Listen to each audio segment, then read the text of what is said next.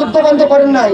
আর মুসলিম এমন একটা জাতি, এরা তাদের দিনের উপর আক্রমণ হলে, নবীর উপর আক্রমণ হলে, আল্লাহ সুবহানাহু ওয়া তাআলার উপর আক্রমণ করলেন, তারা আনফিনিশ ওয়ার ঘোষণা করেন, অমীমাংসিত যুদ্ধ ঘোষণা করে, অনিশ্চিত যুদ্ধ ঘোষণা করে।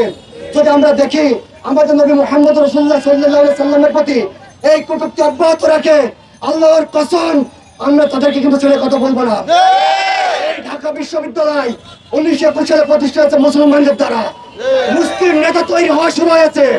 ইনশাআল্লাহ এই ঢাকা বিশ্ববিদ্যালয় থেকে প্রয়োজন হলে আবারও সংগ্রামে ডাক দেবেন। নবীর ইজ্জত হেফাজতের জন্য মুসলিম নেতৃত্ব তৈরি হবে, কাফেরদের ঘাড় ভেঙে দেওয়া হবে। আরেকটা বক্তব্য, সেপ্টেম্বর মাসের 11 তারিখ ভারত সরকার আমাদের একজন প্রিয় আলেম মাওলানা কালিম সিদ্দিকী বিনা বিচারে বিনা রায় ঘোষণা করেছে, বিনা সাক্ষী ছাড়া আজীবন কারারুদ্ধ করেছেন। আমরা ধিক্কার জানাই ভারতের বিচার ব্যবস্থার প্রতি।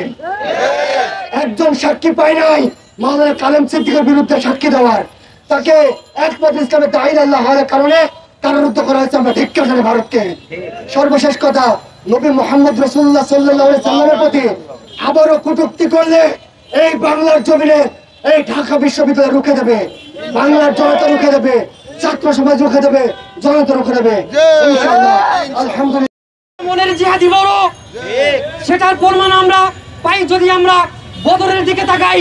মাত্র 313 জন সৈনিক কিভাবে হাজার কিংবা তার চেয়ে বেশি কাফেরের বিরুদ্ধে লড়াই করে ইসলামের কেতনকে সর্বোচ্চ ধরে রেখেছিলেন।